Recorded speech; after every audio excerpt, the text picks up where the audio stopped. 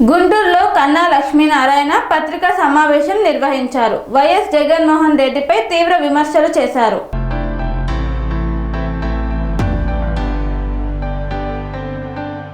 సత్తెనపల్లి శాసనసభ్యులు కన్నా లక్ష్మీనారాయణ గుంటూరు నివాసం నందు నిర్వహించిన పత్రికా సమావేశంలో మాట్లాడారు. జగన్ అధికారంలోకి వచ్చిన నాటి నుండి అధికార దుర్వినియోగానికి పాల్పడ్డారు. వైసీపీ నేతల ప్రవర్తన అరాచకాన్ని చీకొట్టి కూటమి ప్రభుత్వాన్ని గెలిపించారు ప్రజలు. ప్రతిపక్ష పార్టీగా ఉండి పోతులను నరికినట్లు నరుకుతామని బ్లాక్మెయిల్ చేయాలని చూస్తున్నారు. మీ బ్లాక్మెయిల్లకు భయపడం జగన్. అంబాటి రాంబాబు పేరు కూడా నేను ఉచ్చరించను. అతని గురించి నాకు పూర్తిగా తెలుసు. చంద్రబాబు నాయుడు లాంటి నాయకుడు పుట్టడు. చంద్రబాబు రికార్డు బ్రేక్ చేసే నాయకుడు పుట్టాడు. అధికారంలోకి వచ్చిన కక్ష సాధింపును ప్రోత్సహించలేదు చంద్రబాబు. ఒక్క అవకాశమని అరాచకాలు చేశారు జగన్. నరుకుతాము, పొడుస్తాము స్లోగన్స్ ఇచ్చే పార్టీలను ఎలక్షన్ కమిషన్ రద్దు చేయాలని కోరారు. బస్టాండులో జేబులు కొట్టేవారి భాషను అంబాటి రాంబాబు వైసీపీ నాయకులు మాట్లాడుతున్నారు. తిరుపతి పవిత్రతకు మీరు చేసిన ద్రోహం ఏ హిందువు క్షమించడు. కల్తీ నెయ్యి అంశాన్ని పక్కదారిని పట్టించేందుకు అంబాటి బూతులు మాట్లాడారు. వంగవీటి ప్రజానాయకుడు అంబాటి చిల్లర నాయకుడు. కులం చంద్రబాబుని బూతులు తిట్టమని చెప్పిందా? చంద్రబాబు నాయుడు ఇంటిపై జోగి రమేష్ దాడి సందర్భంలో జగన్ కార్యకర్తలకు ఆ మాత్రం ఆగ్రహం ఉండదా అని ప్రశ్నించారు. చంద్రబాబు నాయుడును బూతులు తిడితే పార్టీ కార్యకర్తలకు మరి కోపం రాదా? నువ్వు నేర్పిన విద్యే జగన్ అని పేర్కొన్నారు. బూతులు తిట్టేవాళ్ళు పోలీసుల చేత, ఎక్సైజ్ డిపార్ట్మెంట్ చేత హెరాస్ చేయించేవాళ్ళు. కానీ ప్రతిపక్షంలోకి వచ్చిన తర్వాత బూతులతో పాటు మేము పొట్టేళ్ళని నరికినట్టు మెడకాయలు నరుకుతామని బెదిరింపుకు దిగుతున్నారు. వీళ్ళ బెదిరింపులకు బెదిరేవాడు ఎవడు లేడు ఇక్కడ. అదొకటి గుర్తుపెట్టుకో జగన్మోహన్ రెడ్డి. నీ బెదిరింపులకు బెదిరేవాడు ఎవడు లేడు. నువ్వు అనుకుంటామో మైండ్ గేమ్ ఆడతాము, బెదిరిద్దాము, బెదిరించి బ్లాక్మెయిల్ చేద్దాము అనేటువంటి ధోరణి నీకుంటే అది మానుకోండి. ప్రజలు నీకు ఒక అవకాశం ఇచ్చినప్పుడు ప్రజల హృదయాల్ని ఆకట్టుకోవటం నీకు చేత కాలేదు. నీకు అధికారం ఇచ్చినప్పటి నుంచి కూడా నీ సంపాదన మీదనే నీ ధ్యాస తప్ప ప్రజల మీద నీ ధ్యాస అసలు లేదు. రాష్ట్రం మీద లేదు. ఇంకా ఎంత సిగ్గు లేకుండా మాట్లాడుతున్నారంటే ఇంకా మేము 3 రాజధానులు కట్టుబడి ఉన్నామని అన్నారు. ఎన్నికల ముందు మేము 3 రాజధానుల మీద ఎన్నికలకు వెళ్తున్నాం, మీరు అమరావతి రాజధాని మీద ఎన్నికలకు వెళ్ళండి అని చెప్పిన నాయకులు 2024 ఎన్నికల్లో ప్రజలు మీ 3 రాజధానులు అనేటువంటిది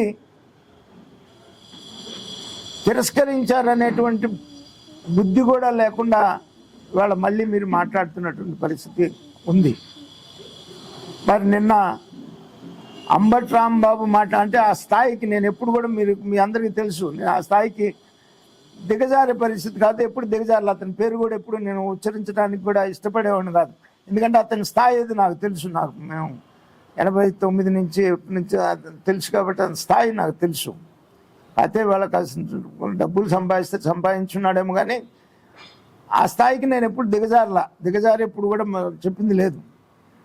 కానీ సభ్య సమాజం సిగ్గుపడే విధంగా మాట్లాడతాం అనేటువంటిది ఒక నాయకుడిని చంద్రబాబు నాయుడు గారు మరి ఆయన ఆంధ్ర రాష్ట్ర రాజకీయాల్లో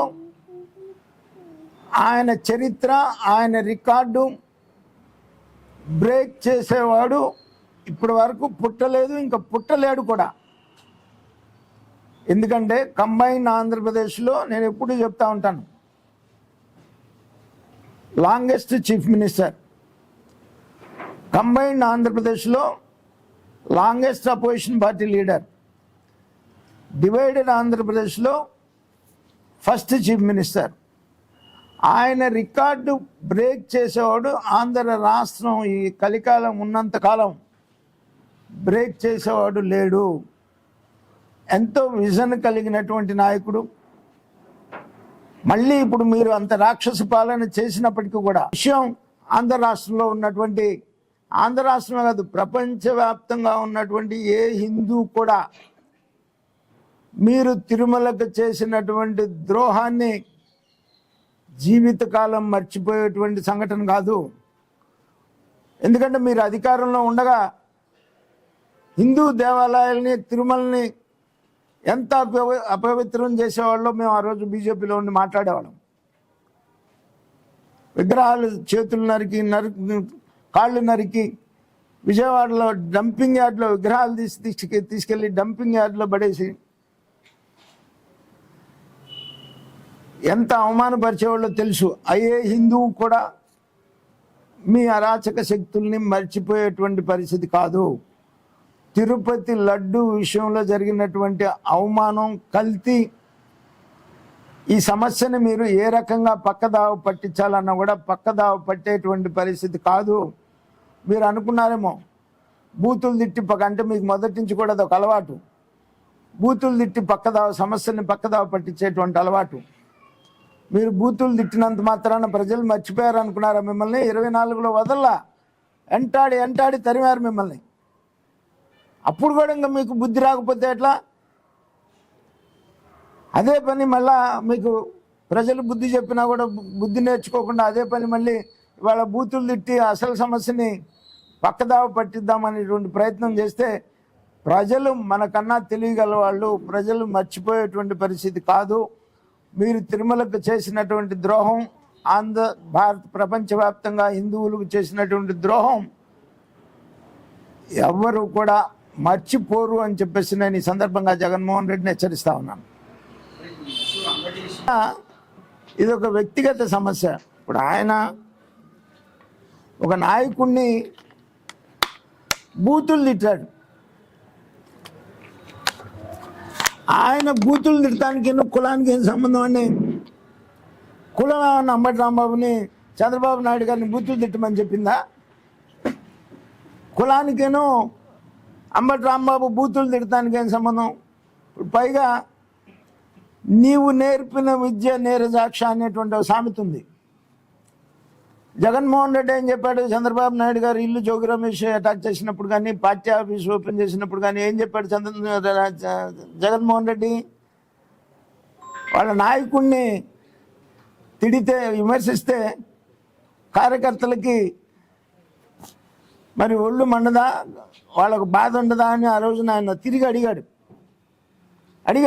మరి వాళ్ళ ఆ రోజున విమర్శిస్తేనే మీ నాయకులకి అంత కోపం వస్తే, ఈరోజున బూతులు తిడితే అంత కోపం రావాలి తెలుగుదేశం పార్టీ కార్యకర్తలకి?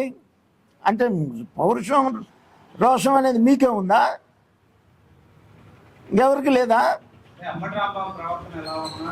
2024 ప్రజలు అధికారంలోకి వస్తే మనం ప్రజాస్వామ్యబద్ధంగానే పరిపాలన చేద్దాం తప్ప కక్ష సాధింపు చర్య అనేటువంటిది మన పద్ధతి కాదు అనేటువంటి నినాదంతో ఇవాళ తన ఉన్నటువంటి అనుభవంతో ఈ రాష్ట్రానికి ముందుకు తీసుకొని వెళ్తూ ఉంటే మీరు మళ్ళీ మొదలుపెట్టారు.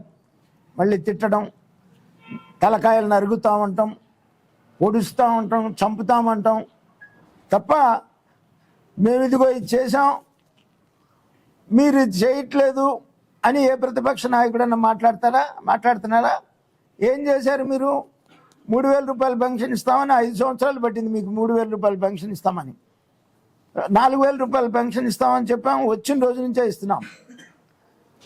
తల్లికి వందనం మీరు ఎంతమంది బిడ్డలుంటే అంతమందికి ఇస్తామని చెప్పారు. అధికారంలో రాగానే ఒక్కరికి ఇచ్చారు, మేము ఎంతమంది బిడ్డలుంటే అంతమందికి ఇస్తామని చెప్పాం. మెగా డిఎస్సి నడుపుతామని చెప్పాం, నడిపాము. నువ్వు నడిపావా? నడపకపోగా టీచర్స్ మొత్తాన్ని కూడా జైల్లో పెట్టించావు. అన్న క్యాంటీన్లు మళ్ళీ పునరుద్ధరిస్తామని చెప్పాం. 10 మందికి పేదలకు అన్నం పెట్టేటువంటి అన్న క్యాంటీన్ని మీరు రద్దు చేశారు. మళ్ళీ అధికారంలోకి వచ్చిన తర్వాత అన్న క్యాంటీన్లు నడుపుతా ఉన్నాం. సంవత్సరానికి 3 సిలిండర్లు ఇస్తామని చెప్పాం, ఇస్తా ఉన్నాం. స్త్రీ శక్తి ప్రోగ్రాం కింద ఉచిత బస్సు సౌకర్యం కల్పిస్తామని చెప్పాం, కల్పిస్తున్నాం. ఎవరు మోసం చేశారు? జగన్మోహన్ రెడ్డి ప్రజల్ని ఒక్క అవకాశం అని చెప్పేసి నువ్వు మోసం చేసావా? ఎన్డీఏ కూటమి మేము మోసం చేసామా? మోసం చేసి, అరాచకాలు చేసి రాక్షస పాలన నడిపి 5 సంవత్సరాలు కూడా ప్రజలు ఎన్నికలు ఎప్పుడు వస్తాయా అని చెప్పేసి బిగబట్టుకొని ఎదురు చూశారు ఎన్నికల డేట్ కోసం. మరి అటువంటి పాలన నడిపిన నీకు ప్రజలు బుద్ధి చెప్పినా కూడా నీకు ఇంకా బుద్ధి రాలేదు. మరి ఇటువంటి అరాచక శక్తులు రాజకీయాల్లో ఉండటానికి తగినటువంటి పరిస్థితి కాదు. ఇది సరైనటువంటి సమయం. ఎలక్షన్ కమిషన్కి నరుకుతాము పొడుస్తాము అనేటువంటి అరాచక శక్తుల్ని, ఈ పార్టీల్ని రద్దు చేయాల్సినటువంటి అవసరం ఎంతైనా ఉంది అని చెప్పేసి నేను ఈ సందర్భంగా డిమాండ్ చేస్తూ ఉన్నాను. ఎందుకంటే ప్రజాస్వామ్యబద్ధంగా అధికారం ఉంటుంది, ప్రతిపక్షం ఉంటుంది. నాకు 53 సంవత్సరాల రాజకీయ అనుభవం. 53 సంవత్సరాల రాజకీయ అనుభవంలో ఇటువంటి అరాచక శక్తులను ఎప్పుడు చూడలా. నేను ప్రతిపక్షంలో ఉన్నాం, అధికారంలో ఉన్నాం, ప్రజా సమస్యల మీద లేదా ప్రభుత్వంలో ఉన్నప్పుడు ప్రభుత్వం చేసే తప్పుల మీద ప్రతిపక్షం మాట్లాడేది. కానీ ఇట్లా నరుకుతాం, పొడుస్తాం, చంపుతాం, తలకాయలు నరికేస్తాం అని బూతులు తిట్టడం, అవమానపరచడం అనేది అది మీకు ఒక్కరికే చేతవదు. అది నేను ఇందా చెప్పాను చూసా, బస్టాండ్ దగ్గర జేబులు కొట్టుకునే వాళ్ళ భాష అది. ప్రజాప్రతినిధుల భాష అది కాదు. ప్రజాప్రతినిధి అనేటువంటి వాడు నిజంగా ప్రజాప్రతినిధి అయితే ప్రజా సమస్యల మీద పోరాడతారు, కానీ బూతులు తిట్టి కాదు. కల్తీ నెయ్యి విషయం పూర్తిగా ప్రజల నుంచి డైవర్ట్ చేయటం కోసమే ఈ అంబటి రాంబాబు చంద్రబాబు నాయుడు గారిని బూతులు తిట్టి అసలు సమస్యని పక్కదారి పట్టించాలనేటువంటి ప్రయత్నం మీరు చేస్తున్నారేమో. జగన్మోహన్ రెడ్డి 19లో జగన్మోహన్ రెడ్డి ఒక్క ఛాన్స్ అని చెప్పేసి అధికారంలోకి వచ్చి, అధికారంలోకి వచ్చిన తర్వాత ఆయన ఏదో రాజశేఖర్ రెడ్డి కుమారుడు, రాజశేఖర్ రెడ్డి గారి పాలనలాగా ఉంటుంది అనేటువంటి ఒక భ్రమతో ప్రజలు అవకాశం ఇస్తే, ఇచ్చినటువంటి అవకాశాన్ని ఆయన అధికారంలోకి వచ్చినప్పటి నుండే, వచ్చిన క్షణం నుండే దుర్వినియోగం చేయటం, ప్రతిపక్షాలను అవమానించటం, బజార్ భాష. ఆ రోజు నేను ఇదే ప్లేస్లో రాష్ట్ర బీజేపీ అధ్యక్షుడిగా ఈ భాష మీద అనేక మార్లు మీడియా మిత్రులతో మాట్లాడినటువంటి సందర్భం. ఎందుకంటే ఏదో బస్టాండ్ల దగ్గర జేబులు కొట్టుకునే వాళ్ళు మాట్లాడినట్టుంది తప్ప ఓ బాధ్యత కలిగినటువంటి ప్రజాప్రతినిధుల్లాగా మంత్రుల్లాగా లేదు అనేటువంటి విషయం ఆ రోజున బీజేపీలో ఉండి మాట్లాడినటువంటి విషయం కూడా మళ్ళీ ఒక్కసారి మీ ద్వారా ప్రజలకు గుర్తు చేస్తూ ఉన్నాను. ఎందుకంటే ప్రజలు వెంటనే జరిగింది మర్చిపోతారు కాబట్టి. అలాగే ప్రజలు 2024లో వీళ్ళ ప్రవర్తనకి, వీళ్ళ భాషకి, రాక్షస పాలనకి, అరాచక శక్తులు చేసేటువంటి అరాచకాలకి 2024లో కనీసం ప్రతిపక్ష హోదా కూడా లేకుండా అవమానకరంగా ప్రజలు ఓడించినటువంటి విషయం మీకు అందరికీ తెలిసిందే. అయినా బుద్ధి వస్తుందేమో అనేటువంటిది అనుకున్నాం.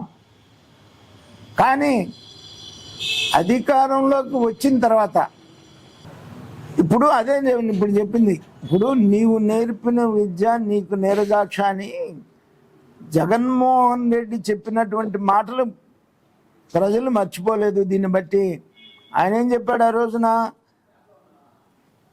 చంద్రబాబు నాయుడు గారు ఇల్లు అటాక్ చేసిన రోజున కానీ, తెలుగుదేశం పార్టీ అటాక్ చేసిన రోజున కానీ, ఆఫీసు అటాక్ చేసిన రోజున కానీ వాళ్ళ నాయకుడిని విమర్శిస్తే కార్యకర్తలుగా ఆ మాత్రం రోషం రాదా అని చెప్పేసి మాట్లాడాడు. ఏ కదా ఆయన మాట్లాడిన మాటలు. మరి ఇవాళ మా నాయకుడిని బూతులు తిడితే మా కార్యకర్తలకు ఆ మాత్రం రోషం లేదా? రోషం నీకొక్కడికైనా ఉంది? నువ్వు విమర్శిస్తేనే నీ కార్యకర్తలకి రోషం పెరిగింది అని చెప్పేసి నువ్వు మాట్లాడి సమర్థించుకున్నావే. నువ్వు ఆ రోజున అట్లా సమర్థించుకోబట్టే ఇవాళ తెలుగుదేశం కార్యకర్తలు కూడా అదే మాటలు గుర్తుపెట్టుకుని అదే పని చేశారు. నువ్వు నేర్పిన విద్య అది.